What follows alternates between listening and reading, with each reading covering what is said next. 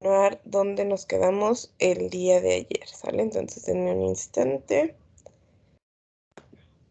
Listo, ya está grabando.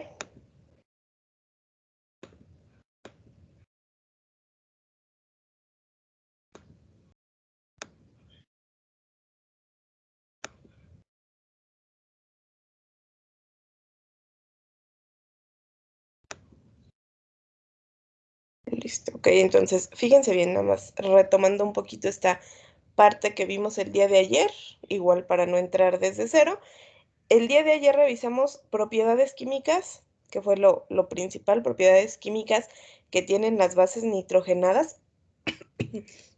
Entonces, en este caso, mencionamos, existe una característica que las hace débilmente básicas, es decir, que van a tener por ahí una capacidad de ser sensibles al pH, lo cual le va a dar por ahí esa característica especial de generar formas tautoméricas y que además esas formas isoméricas, que en este caso se denominan tautoméricas, van a poder estar cambiando fácilmente de una forma a otra gracias a la gran cantidad de dobles enlaces que se presentan en estas bases nitrogenadas. Entonces, mencionamos, bueno, aquí tenemos una imagen representativa de qué es lo que ocurre con estos dobles enlaces, cómo se van modificando, cómo van cambiando de sitio debido a las electronegatividades de los átomos que forman la molécula. Y mencionamos, nada más me voy a regresar un poquito a hacer el comparativo con esta imagen de acá. Mencionamos un poquito que esa característica pues ahora sí que se conserva entre las bases nitrogenadas que sean de un solo ciclo o las que sean de dos ciclos. Entonces no hay realmente una gran diferencia, sino que más bien es una característica conservada. Luego mencionamos un poquito que justo esas características de tener tantos dobles enlaces permite que exista el efecto de resonancia, que les da la capacidad de absorber grandes cantidades de energía, sobre todo en frecuencias que son altas, que si recordamos por ahí, pues justo esas altas frecuencias van relacionadas con alta energía. Y ayer mencionábamos un poquito ahí las características de eventos que han ocurrido en la historia, como por ejemplo el de Chernobyl, en donde una gran cantidad de radiación que se libera, pues es percibida por los organismos que se encuentran cercanos. Y pues por ahí dijimos, no, incluso el hecho de todas las personas que estuvieron cerca de ese accidente vivieron en realidad ya muy poco tiempo después de haber recibido una cantidad tan grande de radiación, porque evidentemente estas moléculas que pueden percibir esa gran cantidad de radiación fueron modificadas sus moléculas, fue modificada la información genética y a partir de ahí, pues entonces se da un mal funcionamiento celular y eventualmente pues tristemente una cierta letalidad. Entonces mencionamos esa parte, hablamos un poquito de la característica que tienen las bases nitrogenadas de colocarse en forma apilada, es decir, que la estructura se vaya colocando ahora sí que sobrepuesta o similar a sobrepuesto, que las estructuras vayan quedando de forma paralela, como esta representación que tenemos aquí, y con esa característica se permite eventualmente un cierto plegamiento, es decir, que se compacten, que el espacio que esté utilizando la molécula, pues ahora sí que sea el menor espacio utilizado, el menor espacio posible. Y además mencionábamos también, existe esta característica de atracción entre las estructuras,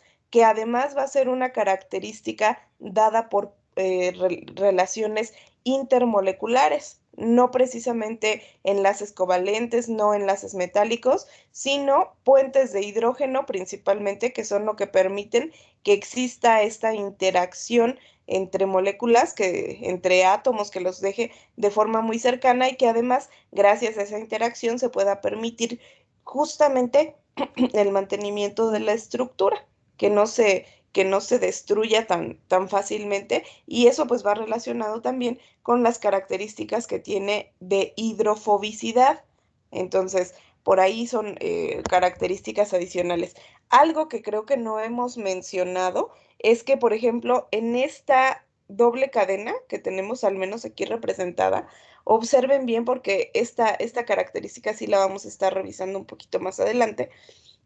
En el caso de las cadenas de ADN, que son las cadenas dobles, el apareamiento de bases, es decir, cada vez que se forma un par de bases, siempre, siempre va a ser una base púrica, que sería esta de aquí, de dos anillos, con una pirimídica o pirimidínica, que sería esta de acá, de un solo anillo. Entonces, observen, acá en el siguiente par, nuevamente volvemos a tener lo mismo, unas bases púricas de dos anillos, una base pirimídica de un anillo.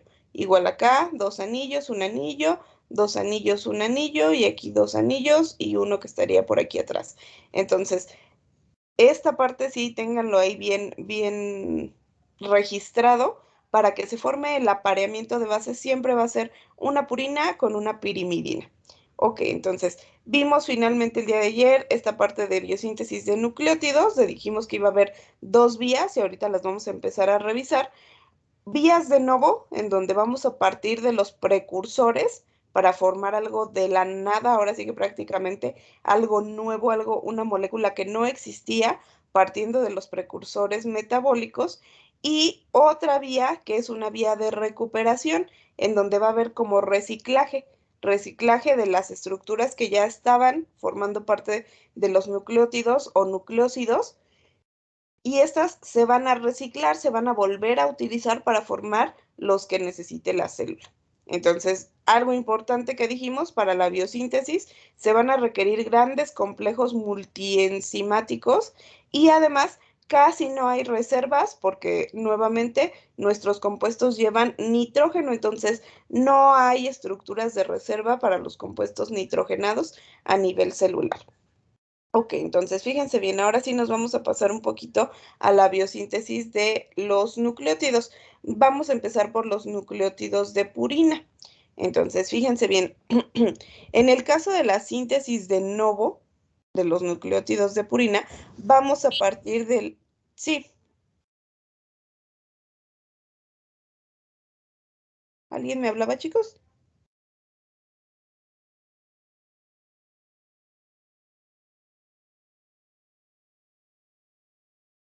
No, ok, bueno. Entonces, fíjense bien, vamos a partir en este caso de la ribosil pirofosfato, de la famosa PRPP, que de hecho, si ustedes recuerdan, ya la revisamos en el caso de la biosíntesis, si no mal recuerdo, de histidina, por ahí dentro de la ruta de los carbohidratos. De hecho, esta molécula aparece por ahí dentro de las rutas de generación o regeneración de la glucosa. En los eventos principalmente por ahí fotosintéticos, en donde tenemos una gran ruta que a lo mejor se acordarán que era así un super esquema bien grandotote donde aparecían tetrosas, pentosas, hexosas, heptulosas, que era un esquema súper, súper grande, y esas heptulosas llevaban a la regeneración de la rubisco, bueno, a la participación de la rubisco, que es la enzima, sobre la ribulosa fosfato, bifosfato.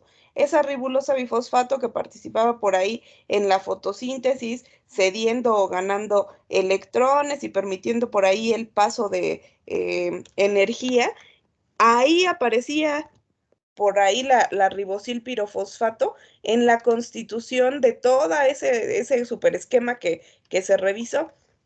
Entonces, en este caso, vamos a partir de este tipo de moléculas, que otra vez son moléculas que ya venimos viendo, son moléculas que afortunadamente pues, son puntos de conexión entre diversas rutas y entonces, en este caso vamos a tener ahora sí que dos partes principales. Fíjense bien, la primera parte para la biosíntesis de nucleótidos va a abarcar desde tener ribosilpirofosfato, el PRPP, hasta formar ionosina monofosfato, que es esta de acá, o ionosinato.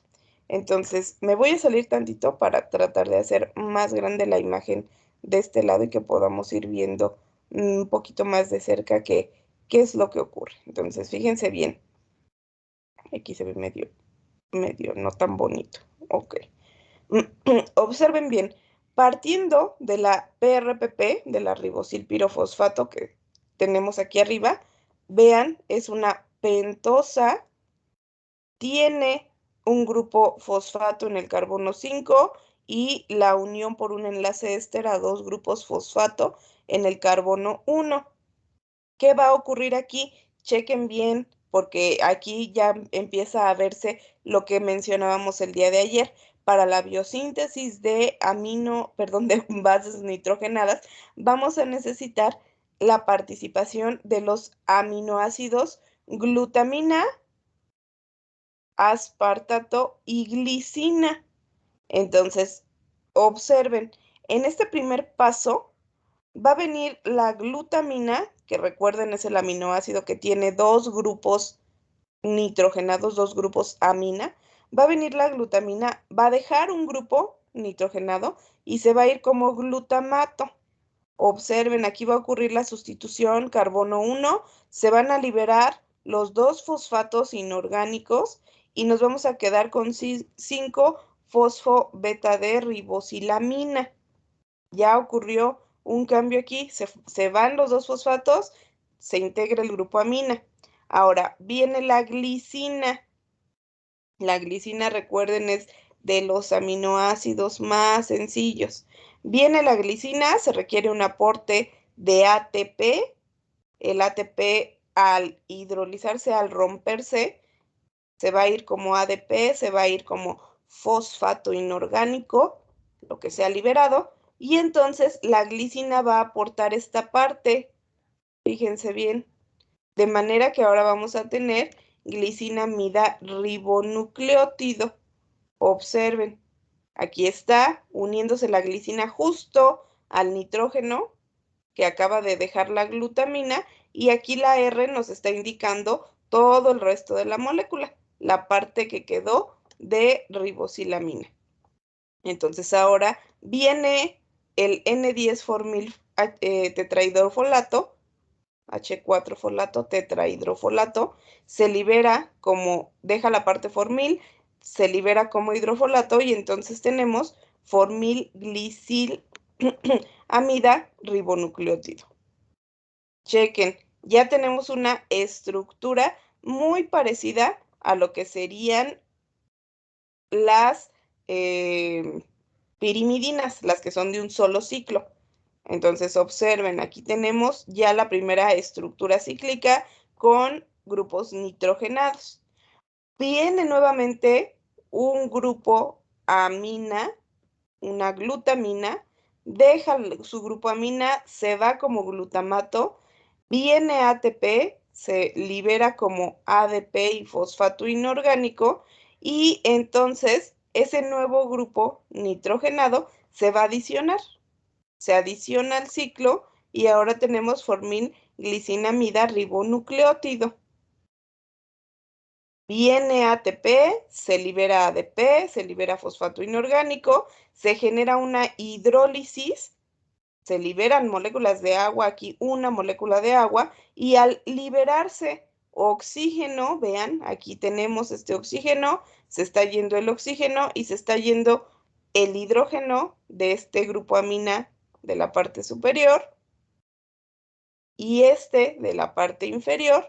Al liberarse con esta hidrólisis, se genera el ciclo con sus dobles enlaces y tenemos aminoimidazol ribonucleótido.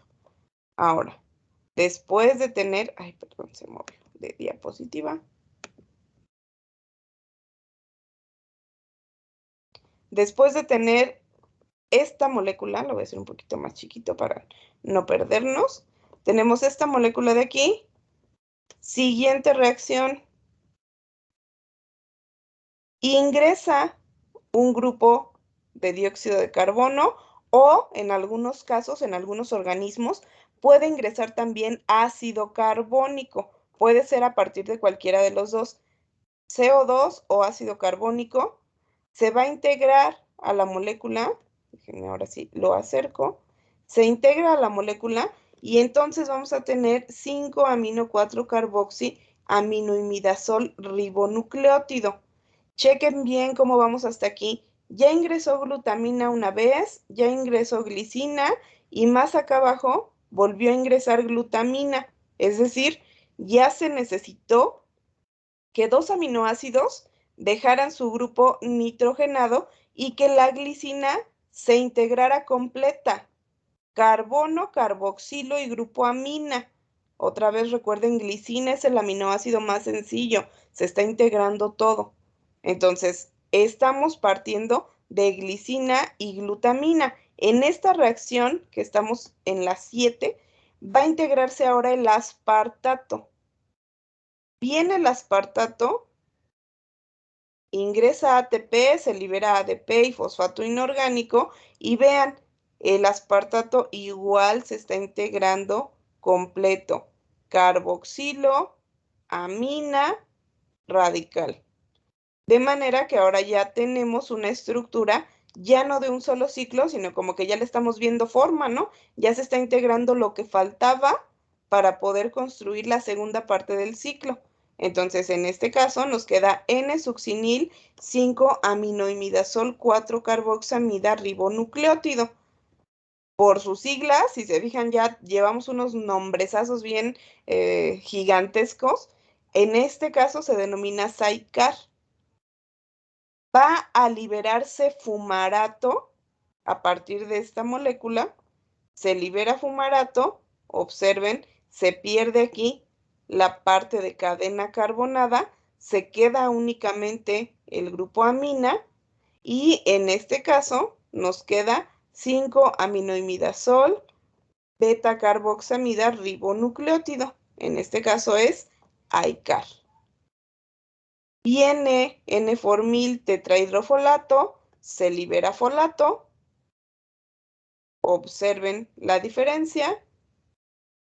Se nos queda aquí la parte formil unida a la amina, se está uniendo el siguiente carbono.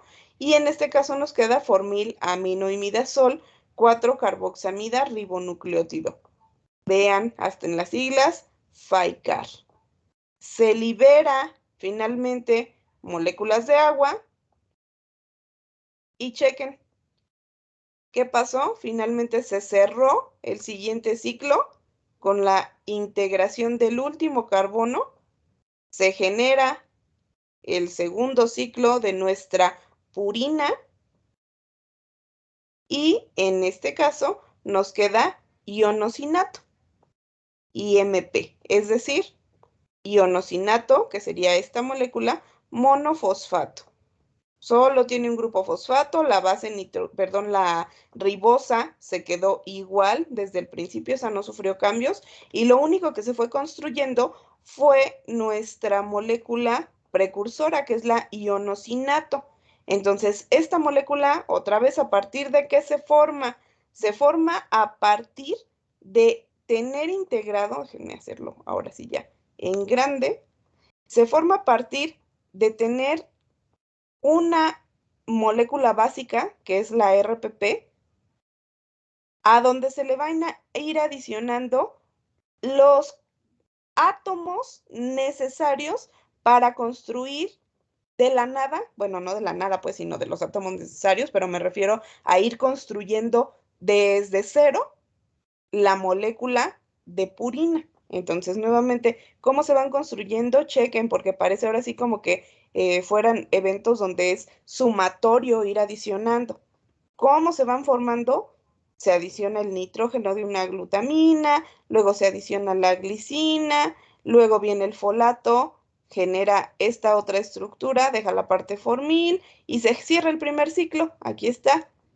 Luego, nuevamente, necesitamos la participación de más aminoácidos. Viene primero un dióxido de carbono o un ácido, se adiciona aquí. Viene el aspartato, adiciona más grupos amina. Se libera el fumarato, viene otra vez el folato, adiciona otra parte formil y se forma el otro ciclo. Entonces, ¿de qué se formó esta estructura de pirimidina? De la participación de átomos de glutamina, glicina, formil tetrahidrofolato,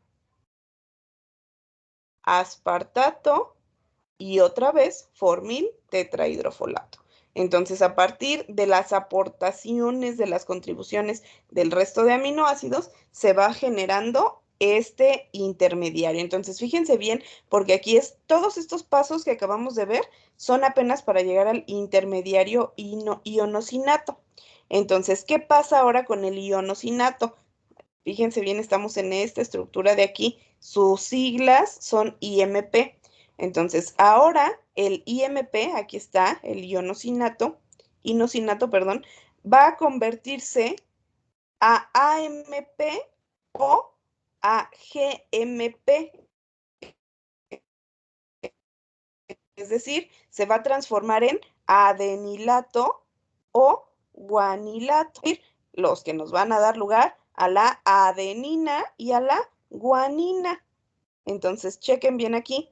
¿Qué pasa una vez que tenemos el inosinato? Va a aparecer, chequen, tenemos base nitrogenada, la ribosa y el fosfato aquí siguen unidos, ¿eh? No crean que desaparecen, siguen unidos, nada más que por ahorrarnos el esquema de tanta estructura, solamente se marca la parte de base nitrogenada. Entonces, por el primer camino, para lograr tener adenilato, vamos a requerir nuevamente aspartato. Va a ingresar el aspartato, vamos a necesitar GTP, nuevamente recuerden moléculas energéticas, necesitamos GTP, se va a romper un enlace fosfato, se va a liberar como GDP y fosfato inorgánico y vamos a tener ahora adenilsuccinato, es decir, el aspartato se va a pegar a la base nitrogenada, chequen en esta parte, es decir, aquí donde teníamos este enlace, doble enlace con el oxígeno, aquí se adiciona el aspartato, que es esta parte de aquí. Se está adicionando completo grupo amina, grupo carboxilo, carbono central, parte radical.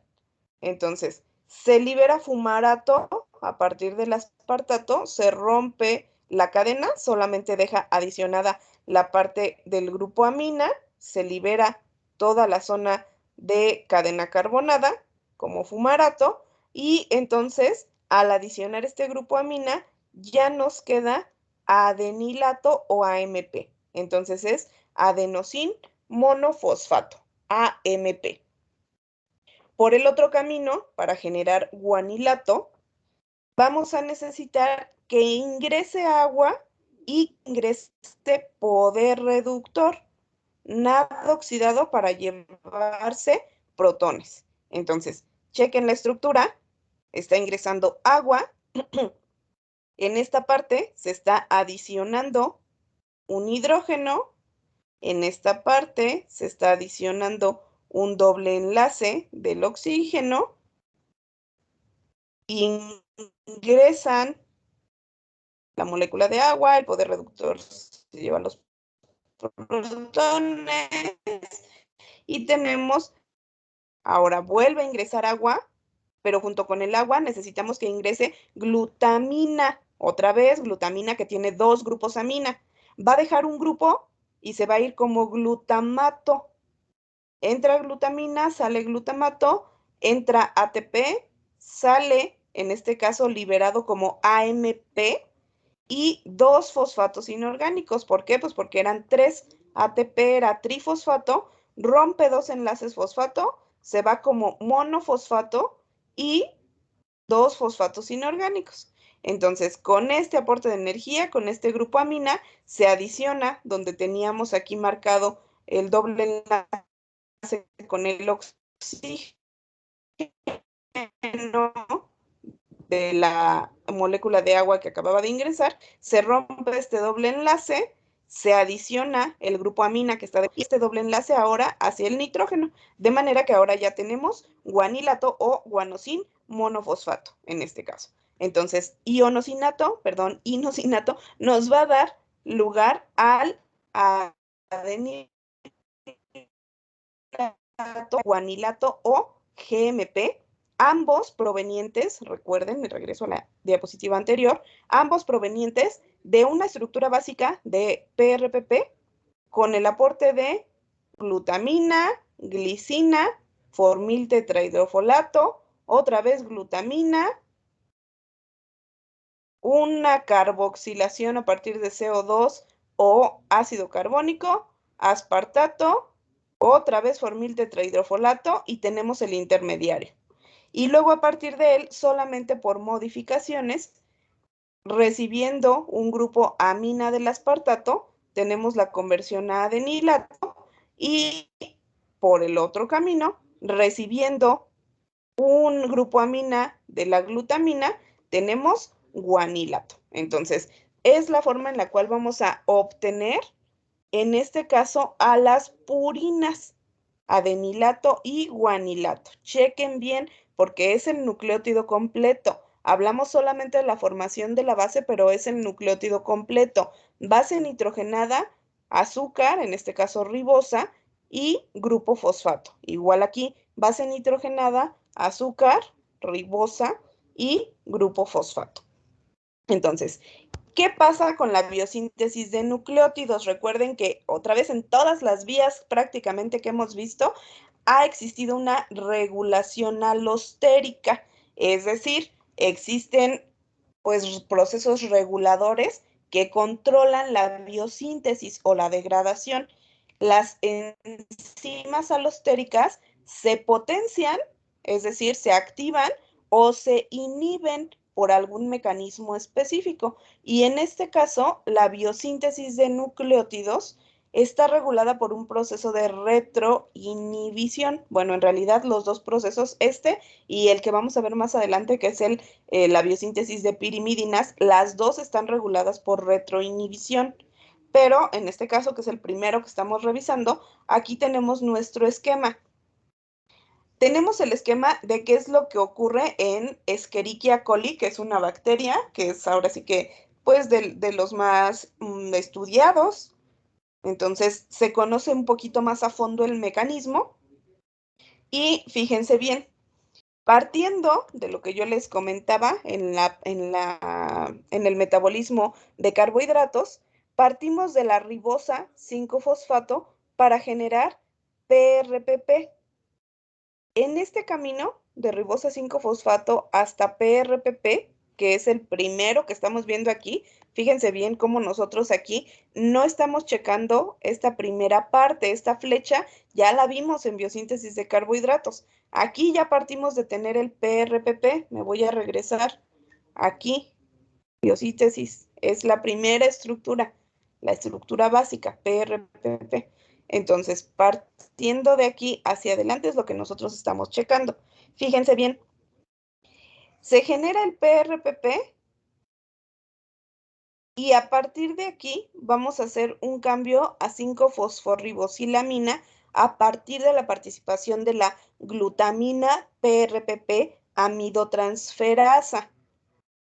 Y luego, teniendo la 5-fosforribosilamina, por una serie de reacciones que todas estas flechitas que están aquí son estas que acabamos de ver acá, todas estas reacciones son estas flechitas que nos representan aquí, llegamos hasta la generación de IMP. Me regreso. Todas estas son las flechitas y aquí tenemos finalmente el IMP. Luego, a partir del IMP, se toman dos caminos para adenilato o guanilato, y aquí están abajo. Se toman dos caminos, por el primero llegamos a adenilato o a AMP, y por el segundo llegamos a guanilato o GMP. Entonces, fíjense bien, todo lo que acabamos de revisar que comenzó aquí y se fue hasta acá, incluido el paso previo, es decir, la biosíntesis de carbohidratos en otra ruta metabólica que nos permite llegar al RPP, van a tener regulación alostérica en ciertos puntos. Fíjense bien, lo que nosotros generamos, ¿por qué se denomina aquí retroinhibición? porque a partir de esta ruta se están generando productos de interés AMP y GMP, pero estos mismos productos van a inhibir el inicio de la vía. ¿Por qué la van a inhibir? Porque imagínense, por eso es retroinhibición. Lo que se está generando aquí se regresa. Es decir, si la vía está activa y empezamos a generar mucho AMP y mucho GMP, las enzimas, en este caso, ribosa fosfato pirofosfoquinasa y glutamina PRPP amidotransferasa, van a percibir que ya está existiendo una gran cantidad tanto del intermediario IMP como de los productos finales. Y al existir una gran cantidad, para la célula eso es una señal, pues ya hay mucho, hay que apagar la vía, ya no se necesita más. Entonces, al empezar a generarse una acumulación de estas dos moléculas, las perciben estas enzimas, por eso nos marcan aquí la retro, es decir, el regreso. Estas moléculas son percibidas por las enzimas primarias, por las primeras enzimas que están haciendo la función de biosíntesis, y entonces la enzima se inhibe, en este caso. Se inhibe la enzima, se detiene la vía y entonces deja producir AMP y GMP. ¿Qué ocurre en estos casos? Pues que entonces el AMP y el GMP o el IMP se empiezan a disminuir en cantidad. Cuando la célula vuelva a necesitar, pues se va, ya casi no hay de estos, entonces ya no se inhibe la vía. Si ya casi no hay, se vuelve a activar la enzima y vuelve a hacer funcionar la vía. Entonces, eso en el caso de las dos primeras enzimas, pero de igual forma, el GMP y el AMP también inhiben a las enzimas de las últimas partes de la vía, en este caso a la adenilsuccinato sintetasa y a la IMP deshidrogenasa. Entonces, fíjense bien, la vía que genera AMP, lógicamente, se inhibe por el mismo AMP y la vía que produce GMP también se inhibe por el mismo GMP. Entonces, ¿a qué se refiere retroinhibición? A este regreso. Se activa la vía, se comienza la producción de nucleótidos. Si ya hay mucho, las enzimas lo perciben y se apagan, se inhibe. Si disminuye la cantidad de AMP y GMP, pues entonces ya las enzimas nuevamente vuelven a percibir y se vuelven a activar y me van a decir, bueno, pero ¿cómo las perciben? Recuerden que en el caso de regulación alostérica, ahora sí que retomen por ahí las imágenes si ya se les olvidaron, o ojalá que no, que todavía por ahí tengan el recuerdo. En el caso de la inhibición alostérica, las enzimas generalmente tienen dos sitios: el sitio activo, en el cual van a funcionar sobre el sustrato, y el sitio regulador, en donde se van a adicionar los efectores o inhibidores. Entonces, ¿cómo va a percibir? Pues en el sitio de regulación. Cuando se una alguno de estos a la enzima, en el sitio de regulación se modifique la estructura y permita que el sitio activo ya no esté disponible. Entonces, bueno, aquí es solamente para que recuerden un poquito cómo la regulación alostérica, que en este caso es por retroinhibición, que puede haber otros tipos que ustedes ya checaron desde el semestre pasado, que puede haber activación mediada por dos vías, que es una retroalimentación o una activación recíproca, que puede haber una inhibición mediada por sustrato o activación igual mediada por sustrato o por cantidades de producto, etcétera. Entonces, nada más para que recuerden que hay muchos tipos de inhibición alostérica y que en este caso de la que estamos hablando es un tipo de retroinhibición. Ahora, vamos a checar qué pasó con los nucleótidos de pirimidina. Ya vimos los de purina, recuerden otra vez para que no se les pierda. Purina son los que tienen dos anillos, que son adenina y guanina, que en este caso, pues, monofosfato tenemos adenilato o guanilato. pero son adenina y purina los de 2 ciclos. Entonces, ahora nos vamos a pasar a los de pirimidina. ¿Cómo se forman los de pirimidina? Vean, porque hay una diferencia. En el caso del anterior, en los nucleótidos de purina, estábamos construyendo prácticamente desde cero. Empezamos a formar el ciclo con moléculas que fueron llegando y se formó el primer ciclo y después se formó el segundo ciclo. En este caso va a ser un tanto diferente. Fíjense bien porque además partimos de distintos precursores. Chéquense. En este de aquí, de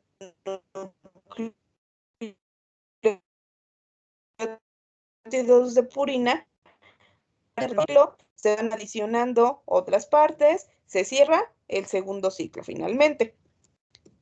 Aquí vamos a partir del aspartato, vamos a partir del aminoácido aspartato. Vean la diferencia. En el anterior, para purina, estamos partiendo de una molécula de carbohidrato. 5-ribosilpirofosfato. Esta, nuestra molécula de carbohidrato. Y sobre esa se construye la base nitrogenada. Aquí abajo no, vamos a partir de un aminoácido. Partiendo del aminoácido aspartato y vamos a necesitar que venga la carbamoil fosfato a dejar una parte de su estructura. ¿Dónde participaba la carbamoil fosfato? Acuérdense que la acabamos casi de revisar como participante del ciclo de la urea. En el primer paso del ciclo de la urea que ocurre en la mitocondria, en donde teníamos la sumatoria de ácido carbónico por ahí con los grupos amina o el ion amonio que provenía de diferentes aminoácidos de una imagen bien grandotota del ciclo de la urea donde aparecía una mitocondria y también aparecía todos los pasos del ciclo ya como tal de la urea, donde se veía la conversión o la necesidad de tener ornitrina, citrulina y aspartato. En esa zona se generaba el carbamoil fosfato y a partir de esos dos, por ahí, teníamos la conversión de ornitrina en citrulina y luego posteriormente el ciclo de la urea. Entonces, ese carbamoil fosfato no solo va a tener participación ahí, también lo necesitamos aquí. Entonces, nuevamente vuelvan a checar que tenemos distintas moléculas que participan en diferentes vías, pero ¿por qué participan? Porque son todavía parte del metabolismo del nitrógeno. Entonces, son necesarias en diferentes puntos de la vía. Ok, entonces fíjense bien, en este caso tenemos el aspartato, vamos a necesitar la entrada de carbamoil fosfato, se va a liberar el fosfato inorgánico y nos vamos a quedar con N-carbamoil aspartato. Es decir, ya se mezclaron aspartato y carbamoil fosfato. Generamos esta primera estructura. Se libera una molécula de agua y nos quedamos con dihidroorotato. Viene poder reductor, se lleva algunos protones y nos quedamos con orotato. Chéquense bien, en la biosíntesis anterior dijimos que la estructura intermediaria iba a ser el inosinato o IMP.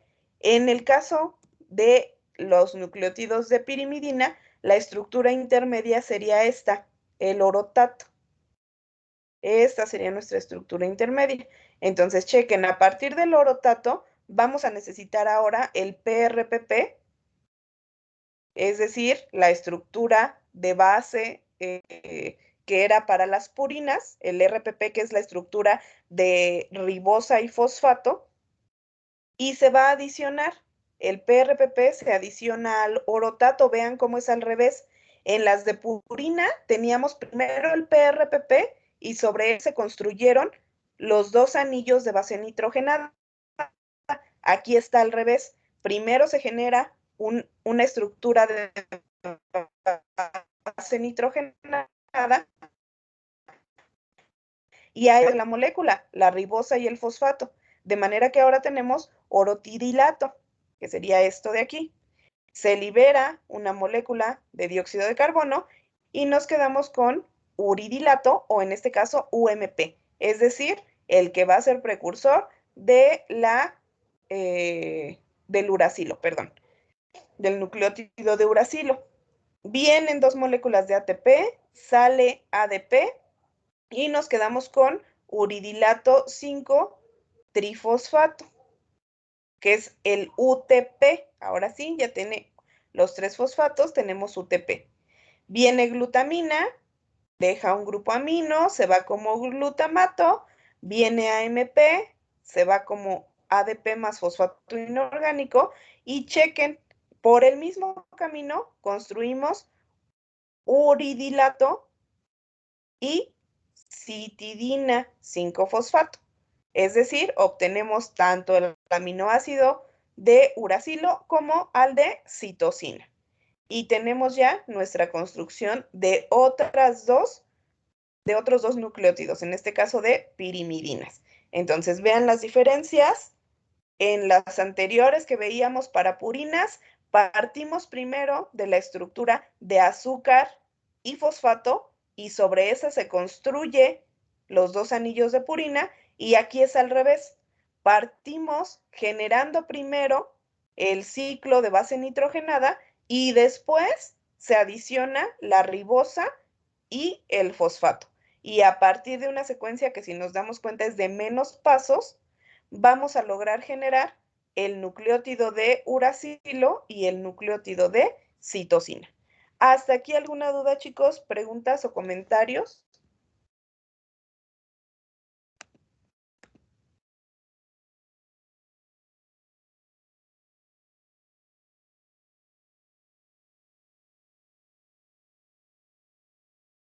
Nada, nada. Ok. Bueno, entonces hasta aquí le dejamos y nos vemos la siguiente sesión. Que tengan una bonita tarde, chicos. Hasta la próxima. Hasta Muchas mañana, gracias, maestra. maestra, igualmente. Gracias, maestra. Bye, chicos.